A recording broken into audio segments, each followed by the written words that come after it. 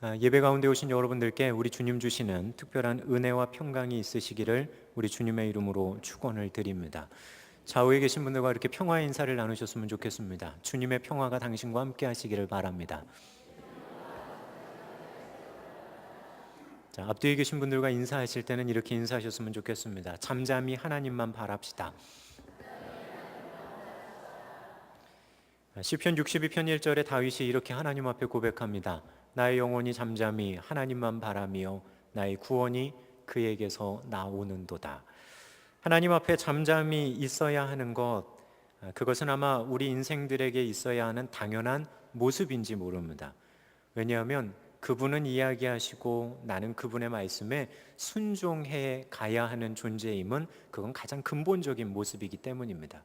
그럼에도 불구하고 하나님은 단순히 우리에게 너 이거 해 저거 해 명령만 하시는 분이 아니라 우리의 삶을 각자의 처지에서 들여다보시며 우리와 대화 나눌 수 있는 자리로 우리를 부르셨다라고 하는 것 자체가 은혜입니다. 여러분 하나님께 기도하며 여러분의 마음을 주님께 표현하십니까? 그럴 수 있음이 은혜입니다. 대화 나눌 수 있음 자체가 하나님이 우리를 대화 나눌 수 있는 존재로 우리를 받아들여 주셨다라고 하는 의미이기 때문입니다. 하지만 우리가 하나님이 우리를 그렇게 대해 주신다고 해서 망각해서는 안 됩니다. 그분은 창조주이시고 우리는 그분의 피조물임을 우리는 잊어서는 안 됩니다. 그분은 우리에게 말씀하시고 명령하시는 분이고 우리는 그분을 섬기고 그분에게 순종해야 된다라고 하는 부분을 우리가 잊어서는 안 됩니다. 근데 실제로 삶을 살아가다 보면 삶에서 일어나가는 여러 가지 사건들 속에서 우리는 하나님의 말씀을 듣는 것보다도 우리 말을 하나님께 하는데 더 익숙해져 있는지 모릅니다. 우리를 향하신 하나님의 뜻을 알고 그 뜻하심을 이루어가는 것보다도 나 자신의 이야기를 하나님 앞에 토해내려고 하는데 우리는 더 익숙한지 모릅니다. 어떤 이들은 그렇게 하나님이 대화의 자리로 초청해 주셔서 이야기를 나누다 보니까 심지어 도가 지나쳐서 자신의 위치를 망각하고 하나님께 명령하듯이 이야기하는 사람들도 있는 것이 사실입니다. 그리고 자신이 마치 성령을 마음대로 부릴 수 있다라고 하는 망령되고 불온한 생각도 서슴지 않고 합니다. 오히려 그렇게 생각하는 자신이 옳다라고 의기양양해하기도 합니다. 하지만 기억해야 됩니다. 우리는 우선 하나님 앞에서 그분의 임재 앞에 잠잠해야 될 존재이지 내가 하나님을 내 마음대로 움직여가는 존재가 아니다라고 하는 사실입니다. 그것이 우리가 갖추어야 될 그분 앞에서의 가장 기본적인 태도고 자세입니다. 사무엘이 하나님을 처음 만날 때 그랬던 것처럼 말씀하십시오. 당신의 종이 듣겠습니다.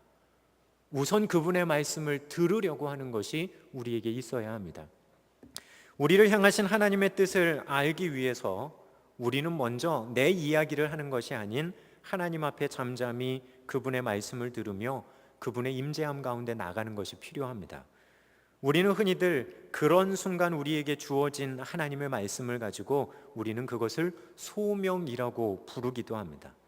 나를 향하신 하나님의 뜻, 나를 부르신 하나님의 그 뜻, 그것을 우리는 소명이라고 말합니다. 그래야 하나님이 우리에게 어떤 것을 요청하시며 끌고 가실지에 대한 분명한 기준들이 서기 때문입니다. 하지만 우리가 하나님의 뜻을 알아야 소명을 아는 겁니다. 주님의 말씀을 들어야 소명을 아는 겁니다. 근데 말씀은 들으려고 하지 않고 내가 무엇인가만 열심히 이야기한 다음에 이것이 나의 소명이야 라고 말한다고 한다면 그것은 자기 욕심이나 자기 계획을 토해내놓고 자신이 이루고자 하는 야망을 하나님이 주신 소명이라고 하는 소명이야 라고 하는 그 포장지로 갖다가 대충 이렇게 싸서 포장하는 것에 불과합니다. 여러분들 가운데 소명이 있으십니까? 그럼 그것은 하나님께로부터 온 소명입니까? 혹시 대화 나누지도 않고 들으려고 해본 적도 없이 여러분들이 계획한 목적, 그것을 소명이라고 하는 말로 여러분들은 포장하고 있지는 않으십니까? 동양에서도 고대로부터 자신을 향한 하늘의 뜻, 흔히들 말해서 그 천명에 대한 이야기들을 많이 합니다.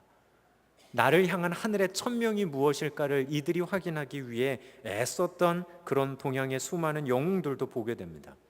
심지어 사람의 나이를 헤아려 가고 그 수를 세가면서도 하늘의 뜻을 안다라고 하는 지천명이라고 하는 말을 붙일 정도로 사람들의 인생에 있어서 자신을 향한 하늘의 뜻을 안다는 건 동서양을 막론하고 모두에게 소중한 부분이었는지 모릅니다. 특별히 그리스도인들에게 있어서는 더합니다. 우리는 천명이라고 하는 말 대신에 우리는 소명이라고 하는 말을 사용합니다. 그것은 내가 만들어내는 것이 아니라 외부로부터 들려와야 하는 겁니다. 여러분들은 그 하늘의 음성에 하나님의 마음에 연하여 가고 계십니까? 삶의 번잡한, 마음의 혼잡함을 넘어 하나님 앞에 잠잠히 있게 되어질 때 우리는 우리를 향하신 하나님의 음성을 들을 수 있게 됩니다. 오늘 성경의 본문의 말씀을 살피면서 이 부분에 대한 내용들을 여러분과 좀 잠시 생각을 해보려고 합니다. 오늘 성경의 본문인 12절은 우리가 읽은 개정개혁 성경에는 온 무리가라고 하는 말로 시작합니다. 하지만 헬라어 원문을 보게 되어지면 우리말로는 번역되어지지 않은 접속사가 하나 나옵니다. 그 접속사는 대라고 하는 접속사입니다.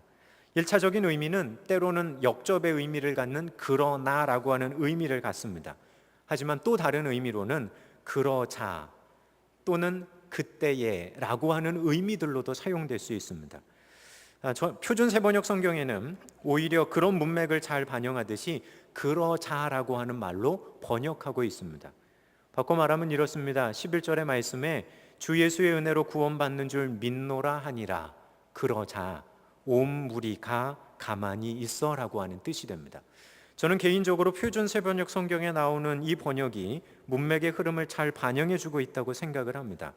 사도 베드로가 복음에 대한 그 복음의 진수에 대한 설교를 끝마치게 되자 그러자 사람들이 잠잠했다는 겁니다. 영어의 킹제임스 버전에서는 이것을 그때에라고 하는 의미를 가진 then이다라고 하는 단어로 번역해 놓습니다. 그렇게 봐도 무리 없을 것 같습니다. 베드로의 설교가 마쳐진 그때에 사람들이 잠잠하여 가만히 있었다는 겁니다. 중요한 것은 앞에 되어졌던 베드로의 설교가 지금 현재 그 설교 말씀을 들은 사람들을 어떻게 했냐 하면 그들을 잠잠하게 했다는 겁니다. 그 온 무리들을 가만히 있도록 만들었다는 겁니다. 온 무리가 가만히 있어서 베드로의 복음에 대한 설교를 들은 이후에 모든 사람들은 가만히 있었다는 의미입니다. 여기에 온 무리에 해당되는 사람은 지금까지 모세의 율법과 할례를 주장해 오던 바리새파에 소속돼 있었던 그리스도인들도 물론 잠잠했다는 겁니다. 그들도 가만히 있었다는 뜻입니다. 반대로 그것이 아니라고 주장하고 있었던 이방인 그리스도인들도 모두 가만히 있었다는 겁니다.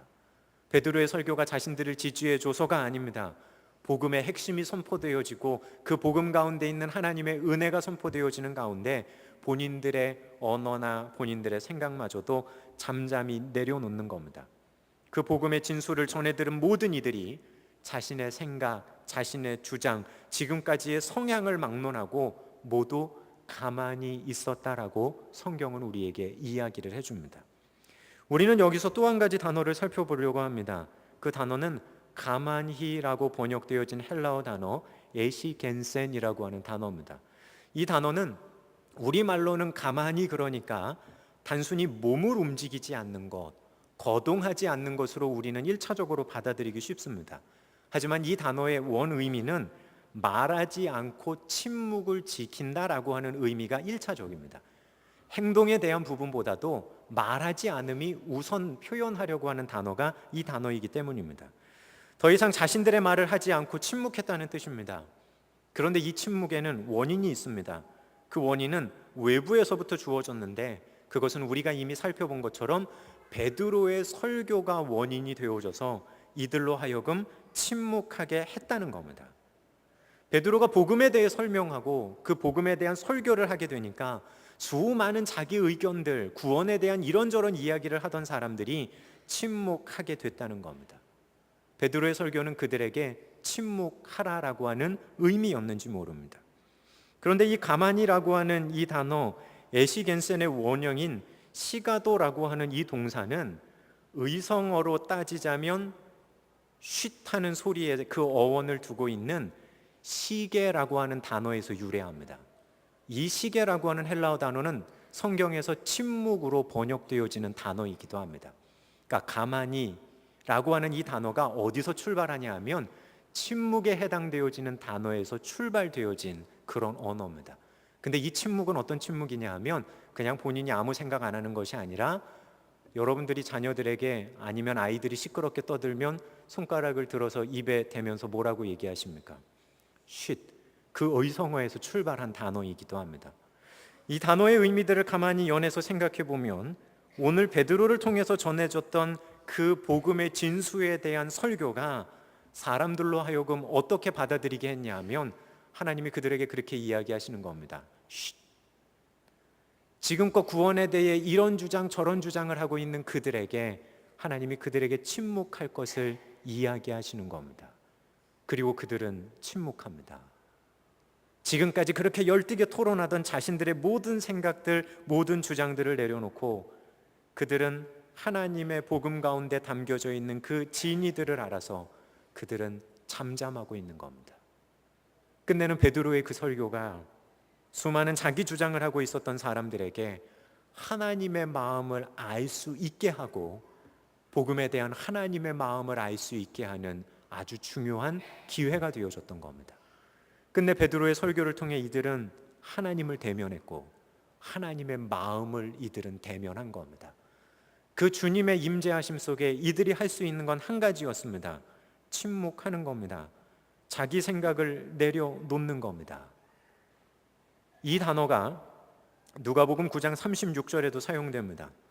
누가복음 9장 36절은 어떤 이야기를 우리에게 해주고 있냐 하면 변화산에 올라가신 예수님의 변형되어진 모습을 본 다음에 제자들이 그 주님 앞에서 어떻게 하고 있었냐 하면 제자들이 잠잠하여라고 성경은 기록합니다. 이 잠잠하여에 해당되어지는 단어가 오늘 여러분과 함께 살펴본 이 에시겐센이라고 하는 단어가 그곳에 동일하게 사용됩니다. 끝내는 뭘까요? 변형되어진 주님의 모습을 경험한 이들은 주님의 변형되어지신 모습 자체가 그들에게 그런 의미였다는 겁니다. 쉿, 조용히 해라. 다른 공간 복음서들을 보면 우리는 잘 압니다. 베드로가 어떻게 반응했는지. 주님, 여기다가 초막을 짓겠습니다. 하나는 주를 위해서, 또 하나는 누구, 또 하나는 누구를 위해서. 그러며 그들은 이야기합니다. 여기가 좋사오니. 그런데 그 주님의 임재하심을 경험하는 그 순간 그들은 잠잠합니다. 변형되어진 모습으로 주님은 이야기하신 겁니다. 여기가 좋사오니 초막을 짓겠습니다. 그들의 생각과 그들의 의견이 아니라 쉿, 조용히 해. 그들은 그저 그렇게 반응할 수밖에 없었던 겁니다. 그리고 주님은 그들을 데리고 그들이 있어야 할 자리로 내려오십니다. 바로 이런 분위기가 베드로의 설교 이후에 복음의 그 핵심이 선포되어진 이후에 사람들에게 있었던 분위기였고, 그리고 사람들은 지금 그렇게 반응하고 있습니다. 단순히 권위 있는 사람이 설교하니까 그냥 입 다물고 있어야지, 그것이 아닙니다. 하나님의 마음이 선포되어지고 하나님의 마음이 자신들에게 전해진 그때에 그들이 반응할 수 있는 건 그것이었습니다. 조용히 잠잠히 주님의 말씀 앞에 그들은 주님이 해나가실 일을 바라보며 침묵하는 거였습니다. 베드로의 설교는 그렇게 작용하고 있었는지 모릅니다. 쉿, 조용히 해라. 하나님께서 행하신 일 앞에 우리가 가져야 할 당연한 마음, 생각의 자세는 침묵인지 모릅니다. 그런데 여기서 우리가 기억해야 될 건 여기서의 침묵은 저항을 위한 침묵 아닙니다. 말하지 마 그러니까 내 속에서는 다른 생각이 막 끓어오르는데 그냥 침묵하고 있는 그 저항의 침묵이 아닙니다. 하나님의 음성과 마음을 듣는 그 순간 내 생각, 이해하지 못하는 내 사고, 그 모든 것들을 다 내려놓는 침묵을 의미합니다. 단순히 소리만 안 내는 언어적인 침묵이 아니라 자신의 생각도 자신의 사고도 모두 포함되어져 있는 침묵을 의미하기 때문입니다. 하나님의 행하시는 일 속에서 자신의 생각과 자신의 사고나 자신의 감정마저도 침묵하며 하나님의 뜻에 동참하고 순종하려고 하는 그 가만히 있음이 바로 오늘 베드로의 설교 이후에 주어진 이들의 모습이었는지도 모릅니다. 이제 나는 그럼 침묵할 테니까 당신이 나를 이해시켜 보십시오. 그 자세의 침묵이 아닙니다. 저와 달라도 이제 이해할 수 없어도 가겠습니다. 저항할 수 없는 하나님의 임재하심 속에 제가 그렇게 고백하고 머물러 있겠습니다. 어쩌면 이런 자세가 더 지혜로운 자세였는지도 모릅니다. 출애굽기 14장 13절로 14절에서 하나님은 모세를 통해 홍해 앞에 서 있는 이스라엘 백성에게 이런 이야기를 하십니다. 모세가 백성에게 이르되 너희는 두려워하지 말고 가만히 서서 여호와께서 오늘 너희를 위하여 행하시는 구원을 보라. 너희가 오늘 본 애굽 사람을 영원히 다시 보지 아니하리라. 여호와께서 너희를 위하여 싸우시리니 너희는 가만히 있을지니라. 홍해 앞에까지 온 그들, 뒤에서 쫓아오는 애굽의 군대를 바라보며 우왕좌왕하고 당황하고 있는 그들에게 하나님은 모세를 통해 이야기하십니다. 쉿. 모세를 죽이고 애굽으로 돌아가자. 우리가 여기서 죽을 것이 뭐냐? 항복하고 애굽으로 돌아가자. 이런저런 자신의 살 궁리들을 하며 자신의 살 계획들을 이야기하는 그때에 심지어 도저히 계획이 세워지지 않아서 그저 한없는 원망과 한탄을 하고 심지어 그 분노로 그것을 폭발해내고 있는 그들에게 하나님은 이야기하시는 겁니다. 쉿, 조용히 해라. 가만히 있어서 내가 너희 가운데 하고자 하는 일을 이제부터 봐라. 이해되지 않고 방법이 보이지 않지만 하나님의 그 음성 앞에 가만히 우리들의 마음이 침묵하는 것도 지혜인지 모릅니다. 생각하지 말라는 거 아닙니다. 사고하지 말라는 거 아닙니다. 때로는 스스로를 반성하는 그것마저도 하지 말라는 거 아닙니다. 할 수 있는 데까지 하십시오. 하지만 우리들은 압니다. 더 이상 내 생각이 진행되어져 나가지 않을 때, 더 이상 내 계획이 앞으로 나가지 않을 때, 도저히 생각이 되어지지 않는 그 순간까지 한번 가보십시오. 하지만 내 생각이 멈췄다고, 앞이 보이지 않는다고 하나님을 향한 원망으로 쏟아내지 마십시오. 그때 주님의 음성을 들으십시오. 그리고 임재함 가운데 나가십시오. 가만히 있어 하나님의 행하실 일을 우리가 그때 보는 겁니다. 베드로의 설교와 침묵하는 이들에게 드디어 바나바와 바울이 선교를 보고합니다. 2년여에 걸친 1차 전도 여정을 보고하는 겁니다. 우리가 이미 살펴본 것처럼 하나님께서 입양 가운데 베풀어 주신 놀라운 일들, 이건 바울과 바나바가 한 일이 아닌 하나님이 하신 하나님의 모습을 그들 가운데 설명하는 겁니다. 너희들 침묵하고 잠잠히 있어. 그리고 하나님이 하신 일을 그들 가운데 보여주는 겁니다. 그러니 그들은 자신의 마음을 내려놓고 하나님이 지금 끌고 가시는 그 복음의 여정에 본인의 마음을 연해 동참해 갈 수밖에 없는 일들이 벌어지는 겁니다. 자신의 일을 이해를 넘어서 일하시는 하나님의 선교의 여정, 이해하지 못했다고 하여 동참하지 않고 자신이 다른 의견과 이해를 가지고 있다고 걸어가는 이들을 멈추어 서게 한다면, 나아가려고 하는 복음을 그렇게 자신에게 붙잡아 매려고 한다면 우리는 디딤돌이 아닌 걸림돌로 하나님 앞에 서 있을지 모릅니다. 그것이 큰 문제입니다. 자기 자신의 생각, 자기 자신의 이해, 자기 자신의 방법이 아닌 하나님의 일하심에 그 큰 흐름을 민감하게 느낄 수 있고 그 흐름에 반응할 수 있는 것, 그것이 바로 성도들이 갖추어야 될 가장 중요한 마음인지 모릅니다.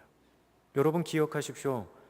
내가 생각하고 내가 계획하고 내가 이해하지만 하나님은 내 생각과 내 계획과 내 이해의 틀을 넘으시는 분이라는 걸 분명히 기억하십시오.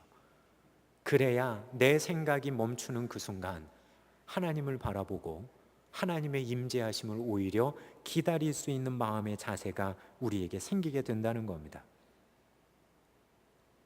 우리에게 그렇게 주님이 이야기하시는지 모릅니다. 쉿. 복잡한 이들에게 말씀하시는지 모릅니다. 쉿. 여러 가지 생각으로 하나님 앞에 나가는 걸 꺼려하는 이들에게 말씀하시는지 모릅니다. 쉿. 삶에 일어나는 여러 가지 문제로 속이 부둥켜하고 속이 타들어가는 듯한 마음으로 이제는 한탄과 탄식밖에 없어라고 하는 그 찰나의 순간에 서 있는 이들에게 주님은 이야기하시는지 모릅니다. 쉿. 그리고 주님이 자신을 나타내 보이실 때입니다. 오늘 우리에게 주시는 하나님의 음성이 있습니다.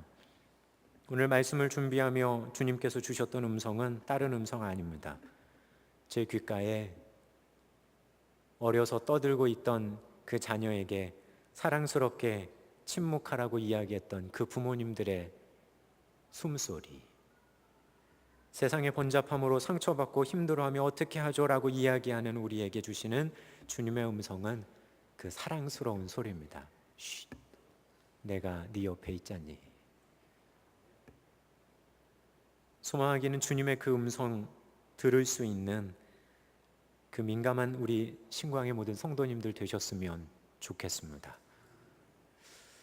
저는 개인적으로 설교 시간에 개인적인 이야기 간증하기는 처음이지만 오늘 좀 이 시간 여러분들과 나누려고 합니다.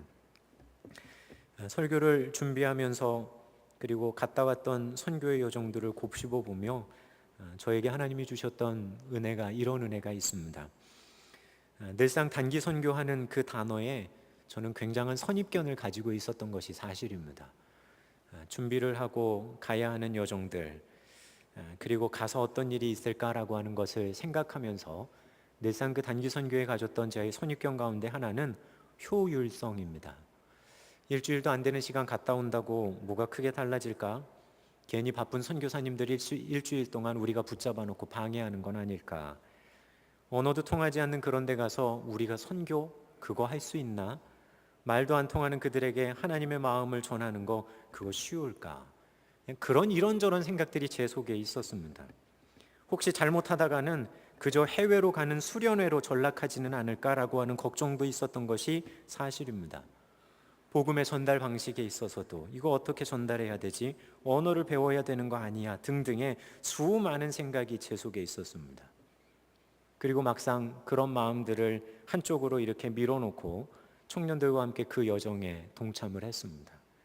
비행기로 6시간 날아가는 그 거리, 마음만 먹으면 언제든 갈 수 있는 그 땅. 근데 그 땅에 서자마자 제가 경험했던 것은 딱 한 가지입니다. 내가 생각했던 거, 내가 사고했던 방식, 내가 갈고 닦았던 모든 것들이 완전히 작동하지 않는다는 겁니다.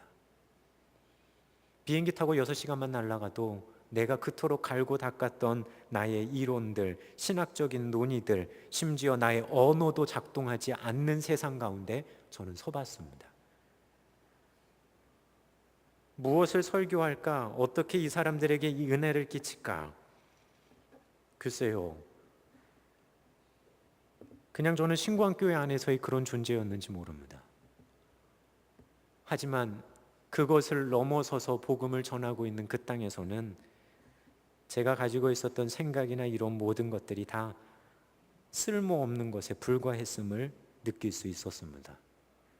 목사인 저 개인보다도 말레이시아 말 배워서 그저 그 찬양 말레이시아 말로 부르는 청년들이 더 영향력 있었던 곳이 바로 그 땅이었습니다.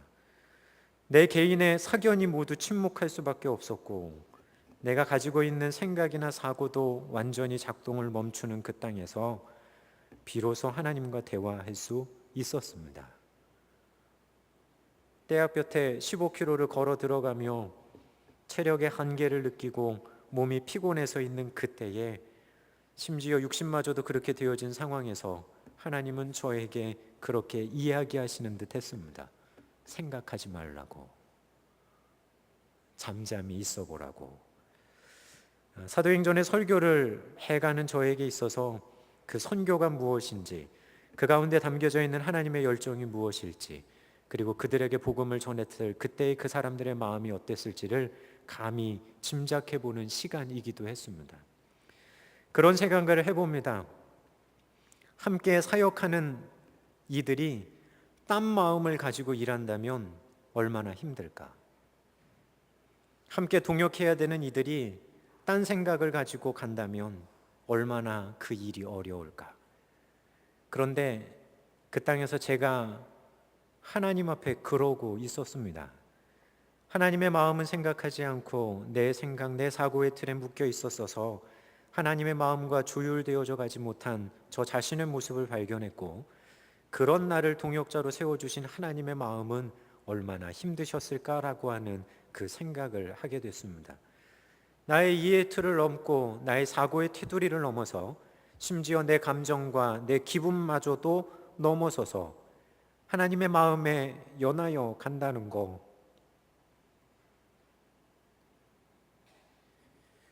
내 마음에 고집을 내려놓고 주님의 그 큰 방향을 생각하고 거기에 맞추어 간다는 것, 그렇게 하늘의 뜻에 조율되어져 간다는 것이 무엇인지를 그 땅 가운데서 다시금 생각해 볼 수가 있었습니다. 선교지에서 제가 할 수 있었던 건 그저 바라보는 거였습니다. 지켜보는 거였고 기대하는 거였고 힘들어하는 청년들을 격려하는 것뿐이었습니다. 비행기 타고 6시간 날아간 그 땅에서 저의 모든 것이 아무 소용없음을 느낄 수 있었습니다. 교만할 이유가 나에게 없고 내 고집을 부려야 할 이유도 없다는 거, 그 땅 가운데 그렇게 배웠습니다.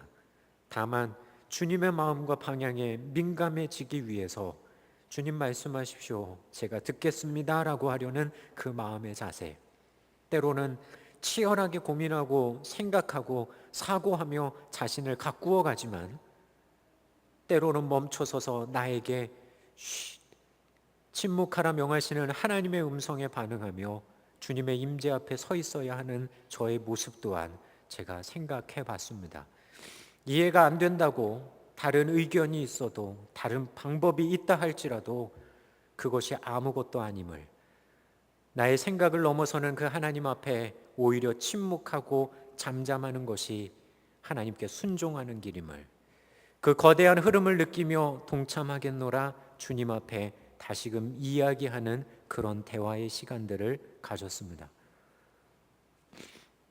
우리에게 주님은 때때로 그렇게 말씀하시는지 모릅니다. 우리의 생각과 우리의 사고들 속에 주님 그렇게 이야기하시는지 모릅니다. 여러분들을 꾸짖기 위한 말씀이 아니라 자신의 일을 이제 보이시기 위해 사랑스럽게 자신의 자녀의 귓가에 이야기하시는 부모님의 음성처럼, 얘야, 쉿. 사랑하는 신광의 성도 여러분, 주님께서 여러분들의 상황 가운데 혹시 그렇게 자신의 마음을 표현하고 계시지는 않으십니까? 힘들지, 이 생각 저 생각, 수많은 계획들, 수많은 가능성들 너도 생각하지. 그 생각하는 것마저도 너에게 힘들지 않니? 쉿, 이제 좀 멈춰서서 내가 할 일을 기대하면 어떻겠니? 단순히 나의 삶에 좋은 일이 생기기 위한 침묵이 아닙니다. 하나님의 마음을 알고 하나님의 뜻을 알고자 하는 잠잠함이 우리들 가운데 있어야 합니다. 그리고 주님은 여전히 우리에게 그렇게 이야기하시는지 모릅니다. 잠잠해라. 가만히 있어라. 하나님이 행하시는 그 일들 가운데 그렇게 주님의 마음을 느끼며 온전히 반응하며 걸어가는 우리 귀한 믿음의 성도님들 되시기를 주님의 이름으로 축원을 드립니다. 오늘 나눈 말씀을 가지고 다 함께 거둠의 기도를 드리도록 하겠습니다. 이 시간 여러분들 기도하실 때 그렇게 기도하셨으면 좋겠습니다. 하나님, 때로는 내 생각, 내 계획, 생각의 그 끝에서 어찌할 바를 몰라 방황할 때, 결론 안 나는 그 답에 결론을 내려고 애쓸 때 주님 저에게 찾아오셔서 말씀해 주십시오. 그 주님의 음성에 온전히 반응하는 마음 주십시오. 그리고 그 주님의 임재하심 느끼며 주님과 조율되어지는 귀한 삶 살게 해 주십시오. 우리 이 시간 다 함께 주님 앞에 우리 자신을 드리는 기도를 올리도록 하겠습니다. 기도하겠습니다.